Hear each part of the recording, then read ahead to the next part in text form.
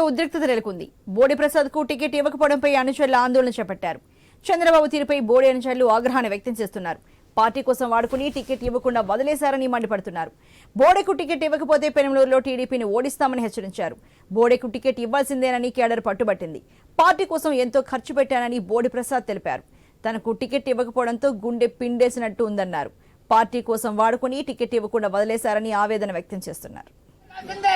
100% party కోసం కష్టపడిన మనిషి ఆయనకి న్యాయం జరగాల్సిందే. రేపు జరిగే అసెంబ్లీలో మొదటి స్థానం గెలిస్తే బోడే ప్రసాద్ గారికి ఫస్ట్ స్థానం వస్తుంది. గెలిచిన ఫస్ట్ పెనమలూరే, పెనమలూరే.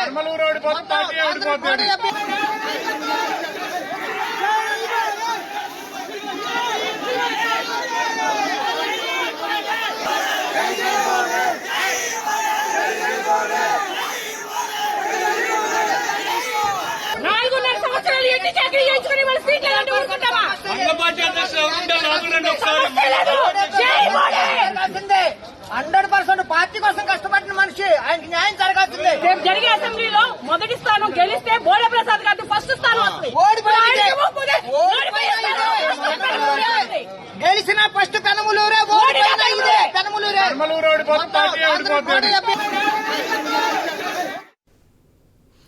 మరి మనం ఇప్పుడు చూస్తున్న దృశ్యం వాడుకుని టికెట్ ఇవ్వకుండా వదిలేశారని ఆవేదన వ్యక్తం చేస్తున్నారు. మరి ఈ దేశకు సంబంధించి మరింత తాజా సమాచారాన్ని మా కరెస్పాండెంట్ హరీష్ అని తీసుకుందాం. హరీష్, మరి పార్టీ కోసం వాడుకున్నారు, చాలా డబ్బులు ఖర్చు పెట్టారు. బోడి ప్రసాద్ పెనమలూరులో గెలిస్తే బోడి ప్రసాదే గెలవాలి, లేకపోతే ఇంకెవరికి టికెట్ ఇచ్చినా అక్కడ ఓడిపోతారంటూ అక్కడ అనుచరులంతా తీవ్రంగా ఉద్రిక్తతకు దారితీస్తున్న సందర్భాన్ని, వాళ్ళు చేస్తున్న గలాటాను చూస్తున్నాం. మరి దీనికి సంబంధించి ఎలా ఉంది అక్కడ పరిస్థితి ఇప్పుడు? ప్రస్తుతం ఈ రోజు రెండో జాబితాకి సంబంధించినటువంటి లిస్ట్ రిలీజ్ చేసింది టీడీపీ నాయకత్వం. అయితే కృష్ణా జిల్లాకు సంబంధించినంత వరకు పెనమలూరు, అదేవిధంగా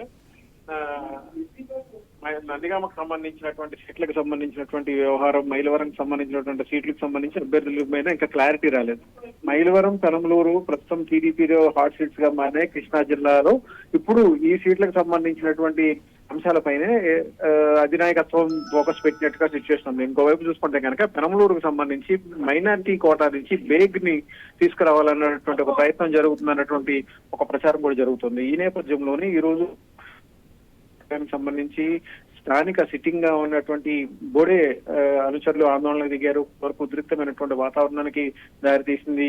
ఒక కార్యకర్త ఒంటిపై పెట్రోల్ పోసుకుని తగలబెట్టుకునేటువంటి ప్రయత్నం చేయడంతో వెంటనే తోటి కార్యకర్తలందరూ కూడా ఆయన్ని అదుపు చేసినటువంటి సిచ్యువేషన్ ఉంది. ఈ నేపథ్యంలోనే బోడే కూడా తన అభిప్రాయాన్ని వ్యక్తం చేసినటువంటి సిచ్యువేషన్. ఎందుకంటే 5 ఏళ్ల పాటు వైసీపీ చాలా ఇబ్బందులకు గురి చేసింది, దాడులకు పాల్పడింది. వాటన్నింటినీ కూడా తట్టుకుని అక్రమ కేసు చేసింది. వాటన్నిటి కూడా తట్టుకుని పార్టీ కోసం నిలబడినటువంటి క్రమంలో ఇప్పుడు పొత్తుల్లో భాగంగానా లేదంటే సామాజిక వర్గాల సమీకరణలో భాగంగానో తనకు సీట్ లేకుండా చేయటం పట్ల ఆయన తీవ్ర మనోవేదనకి గురయ్యారు. అందులో భాగంగానే తనకు సీటు కేటాయించే విషయాన్ని అధినాయకత్వం ప్రత్యేకమైనటువంటి దృష్టి పెట్టాలన్నటువంటి ఒక విజ్ఞాపన కూడా బోడీ నుంచి వ్యక్తమైనటువంటి సిచ్యువేషన్ ఉంది. Archana. Right Harish, thank you very much. గెలిస్తే బోడే ప్రసాద్ గారికి ఫస్ట్ స్థానం వస్తుంది.